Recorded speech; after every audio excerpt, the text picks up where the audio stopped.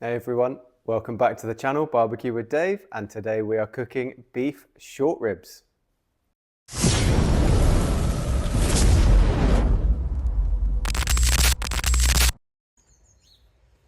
So today we're on the Weber Summit Kamado as usual, and I've loaded that up with some lump charcoal and just making a bit of a nest in the middle there with the ash rake to try and form some room for some lit lump wood that we're going to do now. So lighting up a couple of natural firelighters and then with a couple of handfuls really of lump in there.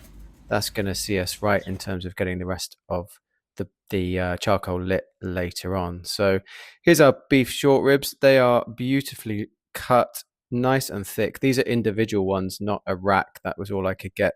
These are just from Costco. Loads of nice marbling in there, and they've got a big fat cap over the top, as you can see. So you don't have to cut this off. You can barbecue it with it left on. Some of it will render down, but most people, including me, do cut it off.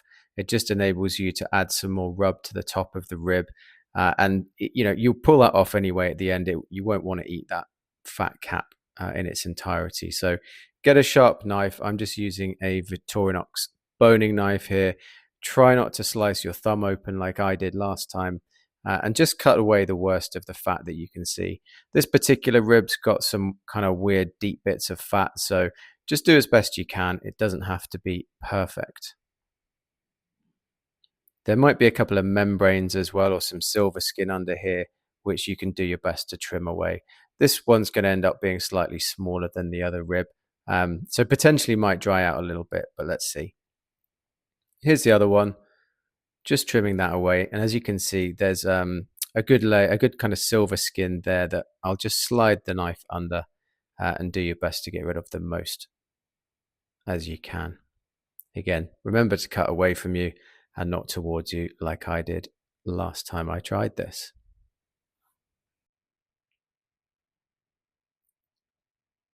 So we'll just cut the rest of that silver skin off. Once you've got that fat trimmed away, you can either dispose of it, or you could just slow cook it down in a pan and get yourself some lovely rendered beef tallow for future cooking. So once these are all trimmed, we're going to coat it with some yellow mustard. That's just going to act as a binder for the rub that you decide to put on.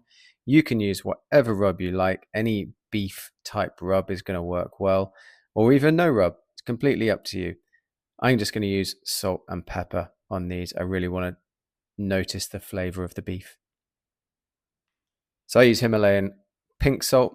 I like the flavor of it. You choose whichever salt you like, but you can be quite generous with it.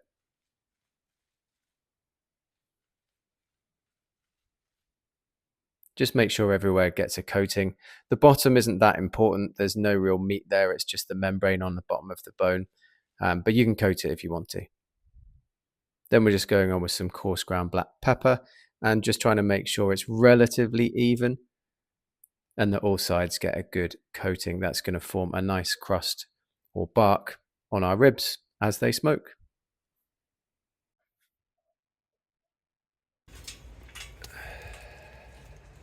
So now our charcoal is lit, we're going to pour that into the middle of the rest of the unlit charcoal, and that's just going to help us keep a nice long duration of cook. We're probably going to need about 3 to 5 hours in total for this particular cook.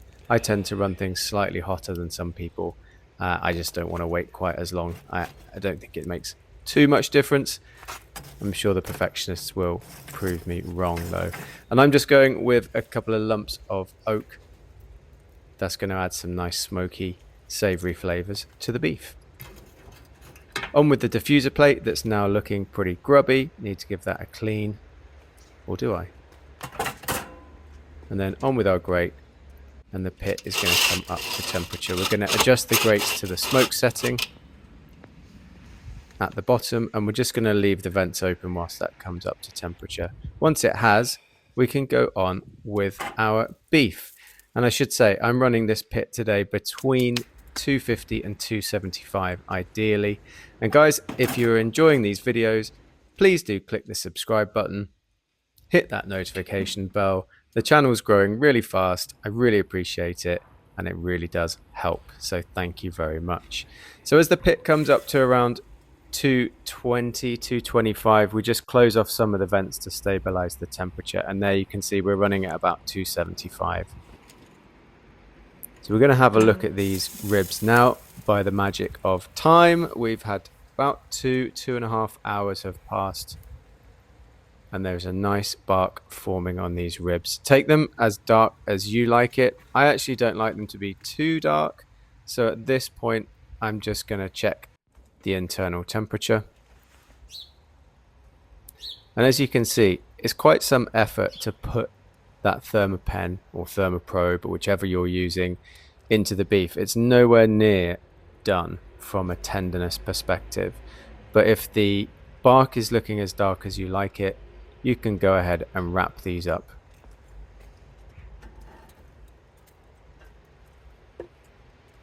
You'll see later when we do probe these for tenderness, you'll know when they're done because the temperature probe literally just falls straight through the meat down to the bone, and that's when you know it's going to be amazingly tender to eat. So there's our 2 ribs. I think they look pretty good.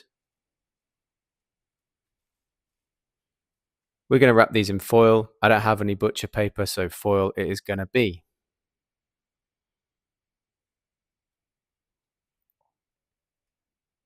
Could probably wrap these up together, but I'm going to do them individually.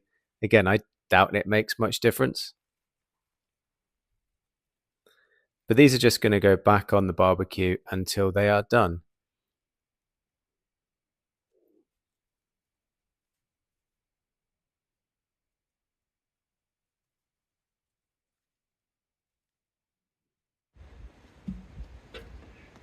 So back on they go.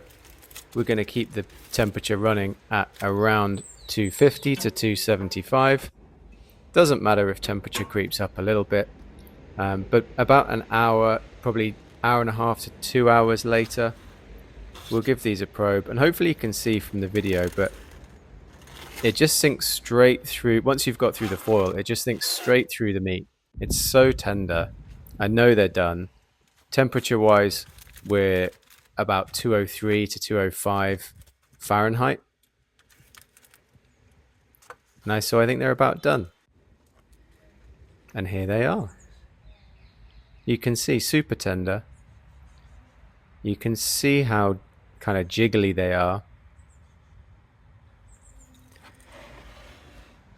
This is the smaller one that had that additional fat running through it that we tried to cut out earlier.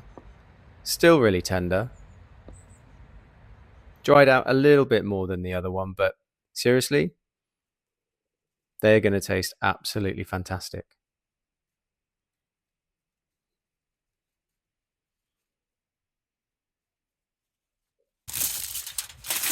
So we're just going to let these rest probably for around 20 to 30 minutes or so.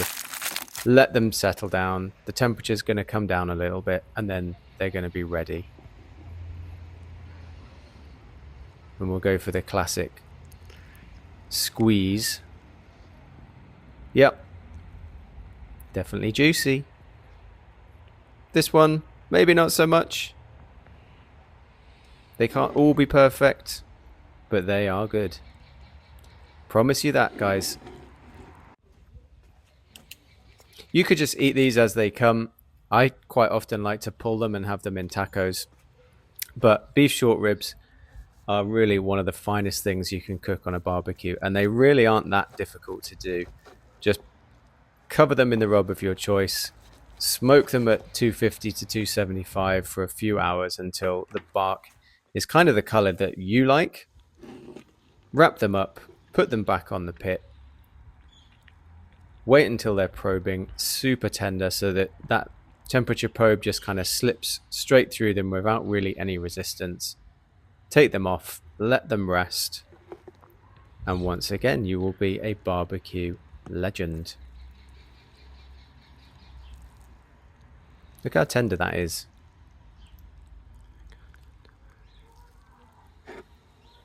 Super beefy, super juicy, really tender. Absolutely delicious. Give them a go. They're one of the cheaper cuts of meat, especially here in the UK.